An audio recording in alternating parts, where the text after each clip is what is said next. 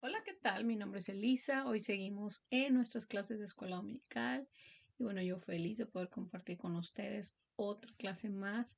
Y bueno, hoy seguimos hablando sobre el Nuevo Testamento. Y en específico estamos hablando de las cartas de Pablo. La semana pasada empezamos a ver las cartas de Pablo y hoy terminamos con las cartas de Pablo, ¿verdad? Y vamos a ver otras cartas más. Como introducción, bueno, hoy seguimos, como les digo, con las cartas del apóstol Pablo. Estas cartas definitivamente son inspiradas por Dios. Los mensajes son definitivamente eternos porque como sirvieron en esa época, igual hasta la fecha, hasta el día de hoy, nos siguen sirviendo y edificando, pues a nosotros también en este siglo. Definitivamente los destinatarios originales estaban aprendiendo sobre los beneficios de tener una relación con Dios y lo mismo sucede con nosotros. Bueno, como siempre vamos a dividir nuestra clase en tres partes. La primera es Cristo es la iglesia y aquí lo vamos a dividir en dos, pero bueno, ahorita lo vamos a ir desglosando. El segundo punto es acerca de la venida de Cristo. Y el tercero es la introducción y cuidado pastoral. De verdad que es muy bonita y muy interesante nuestra clase del día de hoy. Bueno, pues vamos a empezar con nuestra parte 1, que es Cristo y su iglesia. Este lo vamos a dividir en dos puntos. El primero es Cristo en la cabeza de la iglesia. Y bueno, aquí vamos a leer Primera de Colosenses 1 del 15 al 20. Como siempre les dejo toda la información aquí abajo, ¿verdad? Digo aquí por un lado. Bueno, vamos a leer Colosenses, la supremacía de Cristo. Él es la imagen de Dios invisible, el primogénito de toda creación. El 16 dice, porque por medio de él fueron creadas todas las cosas en el cielo y en la tierra, visibles e invisibles, sean tronos, poderes, principados o autoridades. Todo ha sido creado por Dios y para Él. Él es el anterior a todas las cosas. Por medio de Él formaban en uno todo coherente. Formaban un todo coherente. El 18 dice, Él es la cabeza del cuerpo, que es de lo que vamos a estar hablando, que es la iglesia. Él es el principio, el primogénito de la resurrección, para ser en todo el primero. El 19 dice, porque a Dios le agradó habitar en él con toda su plenitud. Y el 20 dice, y por medio de él reconciliar consigo todas las cosas, tanto las que están en la tierra como las que están en el cielo, haciendo la paz mediante la sangre que derramó en la cruz. Wow, qué bonito está todo lo que leímos ahorita y es sobre lo que vamos a estar viendo. Pero bueno, antes de empezar, vamos a pedirle al Espíritu Santo que sea Él guiándonos en esta clase. Espíritu Santo, te invitamos a las casas de las personas que están viendo a través de este video esta clase, que seas tú paseándote por ahí con toda la familia. Te pido también porque pases por aquí, por mi casa, que nos dé sabiduría para poder entender tu palabra. Así que te invitamos a que tú nos hables a través de esta palabra. Te damos gracias porque nuevamente tenemos la oportunidad de seguir aprendiendo de tu palabra. Te damos gracias en el nombre de Cristo Jesús. Amén. Y bueno, vamos a empezar ahora sí con el punto número 1. Como dijimos, Cristo es la cabeza de la iglesia. Y leímos aquí en el 15, la imagen de Dios es invisible. Y bueno, el término imagen conlleva al menos dos ideas. En la primera comunica el pensamiento de que Jesús o nuestro Señor nos ha hecho capaces de ver como Dios. Y bueno, vamos a decir por qué digo esto, ¿verdad? Dios es espíritu, por lo tanto es invisible. Pero en la persona de Cristo, Dios se ha hecho visible a nuestros ojos. O sea, a través de Jesús, cuando Jesús vino aquí a la tierra, nosotros pudimos ver a Dios a través de Jesús. Todo lo que ha visto el Señor Jesús, lo ha visto el Padre. Dios envió a su Hijo unigénito al mundo como su representante para que cuidase de sus intereses, revelase su corazón de amor al hombre. El 16 del 17 que acabamos de leer ahorita habla de la relación con la creación. El 18 nos habla de su relación con la iglesia. Y el dominio del Señor Jesús no solo cubre el universo natural, sino que se extiende hasta el ámbito espiritual. Él es la cabeza él es la cabeza del cuerpo que es la iglesia. Nosotros somos la iglesia, nosotros somos el cuerpo y Jesús es la cabeza. Bueno, el cuerpo humano es el vínculo por el cual la persona se expresa. Igual nosotros somos el cuerpo de Cristo por el cual Dios se expresa, es decir, se expresa a través de nosotros que somos la iglesia. La cabeza habla de guía, dictando control. Él ocupa el puesto de preeminencia en la iglesia, ¿verdad? Bueno, él fue el primero en levantarse con un cuerpo glorificado. Estamos hablando de Jesús. Él resucitó como cabeza de la creación. El Señor Jesús tiene una doble preeminencia, primero en la creación y luego en la iglesia. La cabeza es la que decide a dónde mueve cada lugar del cuerpo. Por decir, si toca, pongamos un ejemplo, ¿verdad? Si toco la estufa caliente y me quemo, automáticamente mi cerebro me manda la orden de que quita el dedo de ahí porque te estás quemando, ¿verdad? Para ya no quemarme. Cristo usa los miembros para que se cuiden los unos a nosotros. Bueno, ahora vamos a ver el punto número B, que son los dones de Cristo edifican la iglesia. Esto está en Efesios 4, del 11 al 16. Como dijimos ahorita, Cristo es la cabeza y Él proporciona los dones especiales de liderazgo a la iglesia con el propósito de llevar la madurez espiritual. Pablo nos habla de la gracia, de cómo Dios da dones para la iglesia.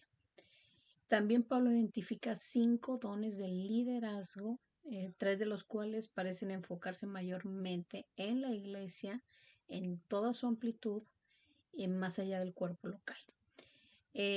Bueno, vamos a hablar. Apóstoles y profetas especialmente son aquellos encomendados por Cristo a través de los cuales recibimos mensajes claros y específicos de Dios. Después tenemos los evangelistas, que son los encargados de llevar el evangelio a los no creyentes. Y por último están pastores y maestros, que sus dones bendicen a la congregación o instruyen a los creyentes en las verdades, y a los no creyentes también, ¿verdad? Los que no conocen todavía al Señor también, ¿por qué no? En las verdades del Evangelio, atendiendo sus necesidades y preocupaciones. Cristo dio a la iglesia estos dones de liderazgo para promover el ministerio y el servicio entre los creyentes con el objetivo de edificar el cuerpo de Cristo. La unidad entre el cuerpo y el conocimiento de Jesús son señal de madurez. ¿Qué tal? Así que Fíjense, esto es señal de madurez. La unidad entre el cuerpo y el conocimiento de Jesús. Y creo que ahorita lo vamos a empezar, vamos a hablar de la unidad de la iglesia o del cuerpo de Cristo. Desde aquella época había ya muchas dificultades, había muchos pleitos, muchas cosas que rompían la unidad en la iglesia. Y el día de hoy sucede lo mismo. Pero bueno, vamos a ver ya nuestra parte número 2, que es acerca de la venida de Cristo. El punto número 1 dice resucitados para estar con Cristo. Esto está en Primera de Tesalonicenses 4, del 13 al 18. Creo que hace algunos años se hablaba muchísimo sobre la segunda venida de Cristo. En sermones, conversaciones, en libros, en todos lados escuchábamos de esto. Los tesalonicenses aceptaron, este mensaje porque reconocieron su verdad absoluta. Pero había una serie de preguntas que les preocupaban mucho y era qué sucedería con los creyentes que murieron antes de Cristo. Bueno, no antes de Cristo, antes de que Cristo regresara. Eso era la pregunta que ellos tenían. ¿Qué va a pasar con esas personas? Bueno, acerca de los que duermen, es decir, de los creyentes que han muerto, el sueño se emplea para describir los cuerpos de los cristianos que han partido con el Señor, nunca para referirse a un espíritu o al alma. Creo que aquí ya nos va quedando claro, ¿verdad? Lo que significa que duermen. O sea, ¿por qué se refiere ahí a que duermen? Bueno, duermen sus cuerpos, pero su alma y su espíritu jamás duermen. Ellos ya al momento de, de morir al momento de morir, su alma y el espíritu parten con Dios. La Biblia no enseña que el alma duerme en el tiempo de la muerte. Cuando el creyente muere, está en presencia automáticamente del Señor. Morir es estar con Cristo, y a esto se refiere Pablo como ganancia. Esto no sería posible si el alma estuviera durmiendo. El creyente disfruta de vida eterna y el incrédulo sufre castigo eterno. La base de la esperanza del creyente reside en la resurrección de Cristo. Así creemos en nuestra resurrección también. Los cuerpos de los muertos en Cristo resucitarán primero. Luego los vivos serán arrebatados juntamente con ellos en las nubes para salir al encuentro con el Señor en el aire. Entonces, bueno, vemos aquí que primero los cuerpos resucitados, ¿verdad? Después, los que están en la tierra todavía viviendo serán arrebatados juntamente con ellos en las nubes. Como dijimos, pues salir al encuentro de nuestro Señor Jesús en el aire. Arrebatar significa tomar arriba. Fíjense, esto me pareció súper importante. Dice, el aire es la esfera de Satanás. Esto está en Efesios 2:2. De manera que esta es una triunfante reunión en el ámbito desafío, en el abierto desafío al diablo en su propio dominio, es decir, en el aire. Ahora vamos a ver el punto número B. El engañador será derrotado. Esto está en 2 Tesalonicenses 2, del 1 al 10. En la segunda carta de los tesalonicenses, Pablo trató una falsa doctrina o enseñanza que le preocupaba mucho a los creyentes. Ellos se preguntaban si el día del Señor, que es, digamos, el arrebatamiento, y los eventos siguientes ya habían sucedido. esto es algo que ellos creían, o sea, que esto ya había sucedido.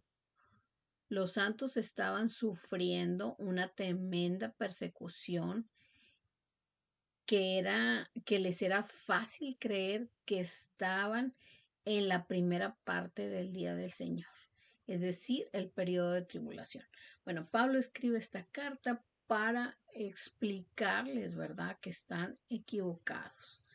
Eh, hay, Hubo una corriente muy fuerte, no recuerdo en qué año, déjenme lo investigo para decírselos ahorita. Bueno, miren, esta falsa doctrina ocurrió alrededor de 1604. Y bueno, de esto nos habla Pablo en 2 de Timoteo 2, del 17 al 18. Pero bueno, básicamente ellos lo que pensaban era que, bueno, esta corriente se llama preterismo, que significa pasado. Toda esta información me lo estuvo platicando nuestra pastora Mirti, que dice que a ellos les tocó pertenecer a una congregación donde se pensaba esto. O sea, ellos creían, y es lo que estaba pasando aquí precisamente en Tesalonicenses, que ellos pensaban que Jesús ya había venido. Este, También pensaban que la resurrección, bueno, la de Cristo, ya había ocurrido, lógico. También pensaban que la resurrección de los muertos ya había ocurrido. También decían que los pecadores ya habían sido condenados a fuego eterno y que el milenio duró solo 40 años. Esta es una falsa doctrina completamente. Y por eso Pablo estaba, pues tratando de explicarles todo esto que había sucedido. Eh, Como les decía, ellos se preguntaban si el día del Señor o el arrebatamiento, ¿verdad?, y los eventos siguientes ya habían sucedido. Vamos a dejar claro que el arrebatamiento y el día del Señor no es lo mismo. El arrebatamiento da como pie o es la clave, no la clave, abre las puertas para que se cumpla o empiece el día del Señor. El arrebatamiento es primero, como dijimos. Ahora donde vamos, que esto es donde vamos a encontrarnos en las nubes, primero los muertos van a resucitar, después los que estemos vivos, estamos hablando de creyentes, vamos a encontrarnos en las nubes con Jesús. Y esto es el arrebatamiento. De ahí el Señor nos va a llevar a nuestro hogar celestial, ya con nuestros cuerpos celestiales, y así escaparemos o estaremos resguardados de todos los horrores que ocurrirán en el juicio en ese día del Señor.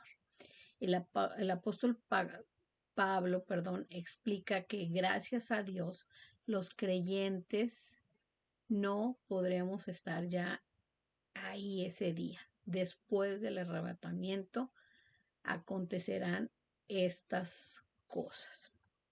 Bueno, lo primero es que habla de apostasía. Aquí habla un abandono masivo del cristianismo. Por eso ellos pensaban que ya había sucedido, ¿verdad? Porque estaban siendo perseguidos y estaban ocurriendo muchas cosas, lo cual a ellos les hacía pensar esto. El segundo punto, el hombre de pecado, es decir, la encarnación misma del pecado y la rebelión. Esta está sentenciado a una condenación eterna. Esto se opondrá a cualquier forma de culto divino. Se enfatizará a sí mismo en el templo de Dios en Jerusalén. Aquí estamos hablando, esta descripción es perfecta para el anticristo. Y el anticristo es aquel que está opuesto a todo lo de Cristo y que se pone a sí mismo en el lugar de Cristo. Lo que frena la presente rebelión y al hombre de pecado, que estamos diciendo que es el anticristo, ¿verdad? Es el Espíritu Santo que vive en la iglesia y que obra a través de ella. Quiero que quede bien claro que el arrebatamiento va a ser primero y que gracias a Dios, bueno, los creyentes no vamos a tener que vivir eso, pero el arrebatamiento después del arrebatamiento, ya cuando esté el día del Señor o el juicio, ¿verdad? Las personas que conocieron de Dios, pero que en sí no entregaron su vida a Cristo, se dice que, o, o igual y sí la entregaron, pero perdieron su salvación por X razón, ¿verdad? Estas personas se dice que son las que van a seguir instruyendo a otras personas para que puedan ser rescatadas. Tiempo ya no habrá Espíritu Santo. La parte número 3 es la introducción y cuidado pastoral. Pablo advierte a los creyentes, es el punto A. Esto está en 1 Timoteo 6, del 3 al 19, y 2 Timoteo 3, del 1 al 15. Pablo fue un mentor para Timoteo y Tito, quienes lo acompañaron en sus viajes en algún momento. Las ricas verdades que compartió con ellos se aplican a la vida del creyente hoy y no se limitan a las personas en posiciones de liderazgo. Pablo escribió cartas a dos de sus protegidos, Timoteo y Tito. Estos eran hombres que habían trabajado con él en la predicación del Evangelio y que ahora dirigían congregaciones en Éfeso, y Creta, respectivamente. Pablo usó 1 Timoteo 5 para exponer importantes enseñanzas que Timoteo debería reforzar en los creyentes. Él hablaba de la relación dentro de la familia, dentro de la iglesia, como la responsabilidad de atender a las viudas, el respeto a los ancianos y el adecuado cuidado de la salud. Sin embargo, Pablo advirtió que habría quienes no aceptarían sus enseñanzas positivas sobre la vida de la comunidad. Él veía que estos individuos como envanecidos, faltos de comprensión y entregados a disputas y contiendas. Su oposición a la buena enseñanza tiene como base, en parte, el supuesto de que el objetivo de la fe cristiana es la ganancia financiera. Lo que realmente trae ganancias no necesariamente es lo financiero.